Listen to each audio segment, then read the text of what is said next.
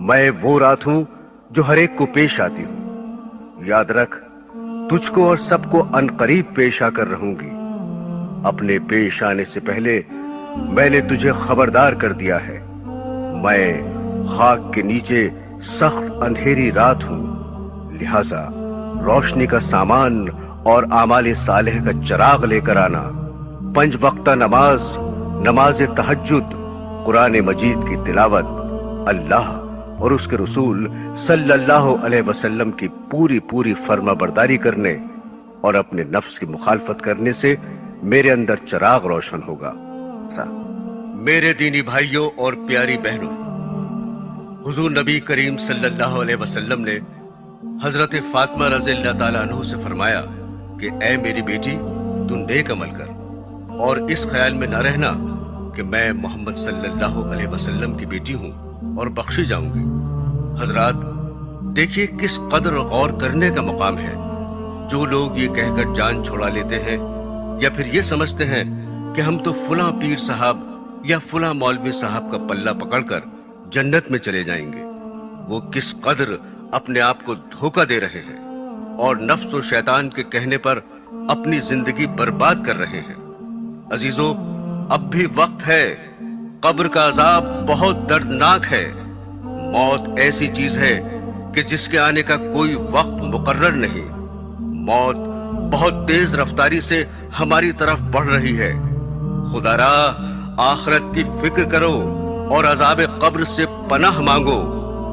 आगाह अपनी मौत से कोई बशर नहीं। सामान 100 बरस का है, पल की खबर नहीं। हजरात, हजरत फातिमा ज़हरा रज़ियल्लाहु ताला अन्हा की वफात के बाद जब रात को उनका जनाजा कब्र में उतारा गया तो हजरत अबू ज़र गफ्फारी रज़ियल्लाहु ताला अन्हुमा ने अपने जोश गम में कब्र से खिताब करके फरमाया कि ऐ कब्र, क्या तुझे कुछ खबर भी है कि हम किसका जनाजा लेकर आए हैं? ये बेटी है रसूल अल्लाह सल्लल्लाहु अलैहि वसल्लम की। ये बीवी है हजरत अली करमल्लाह वजह की। ये वालिदा हैं हजरत इमाम हुसैन और हसन रज़ियल्लाहु ताला अन्हुमा की। और ये फातिमा ज़हरा हैं जन्नत की औरतों की सरदार। कब्र से आवाज आई कि ए अबू ज़र, कब्र हस्ब व नस्ब बयान करने की जगह नहीं है। यहाँ तो सिर्फ नेक आमाल का जिक्र है। यहाँ तो वही आराम पाएगा जिसके आमाल अच्छे हों, जो सच्चे दिल से अल्लाह और उसके रसूल के फर्मा बरदार होंगे।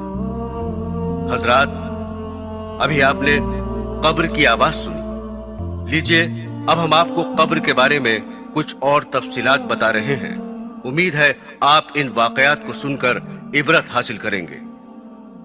इब्न हजर मक्की का बयान है कि अब्दुल बासित नामी एक शख्स काजी शहर का चपरासी था। वो शुरू में बहुत गरीब था, मगर उसने नाजायज जराए से खूब दौलत समेटी। लेकिन जब वो मर गया और दफन कर दिया गया तो दफन करने के बाद कब्र जरा सी खुल गई और हमने देखा कि एक जंजीर के अंदर एक बड़े सांप को उसकी लाश से बांध दिया गया है। हमने डरकर कब्र पर मिट्टी डाल दी और इबरत लेकर घर लौटे। इब्न जोजी रहमतुल्लाह अलैह से रवायत है कि हजरत ईसा अलैहिस्सलाम अपने साथियों के हमरा जा रहे थे। रास्ते में किसी मुर्दे की एक खोपड़ी नजर आई। आपके साथियों ने दरखास्त की कि ऐ रूहुल्लाह, आप अल्लाह ताला से दुआ फरमाएं कि इस खोपड़ी को कुव्वत गोयाई अता फरमा दे और ये खोपड़ी गुजरे हुए अजीब वाकयात हमको सुना दे।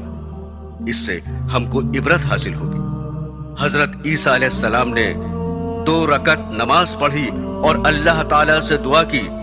आपकी दुआ कबूल हुई और खोपड़ी बोल उठी कि ऐ रूहुल्लाह, पूछिए, क्या पूछते हैं? अल्लाह ताला का हुक्म है कि मैं आपकी बातों का जवाब दूं। आपने पूछा, तू इस दुनिया में कौन सी शख्सियत रखता था? खोपड़ी ने जवाब दिया, मैं इस जमीन का बादशाह था। 1000 बरस जिंदा रहा, 1000 औलाद मुझसे हुई, 1000 शहर फतह किए, 1000 लश्करों को शिकस्त दी और 1000 बादशाहों को कत्ल किया। बिलाखिर اس فاتح زمانہ کو موت آئی۔ میں نے اچھی طرح یہ معلوم کر لیا کہ زہد و تقوی سے بڑھ کر کوئی دولت نہیں، اور حرص و طمع میں ہلاکت ہی ہلاکت ہے، اور اللہ تعالیٰ کی تقدیر پر راضی رہنے میں سب سے بڑی عزت ہے۔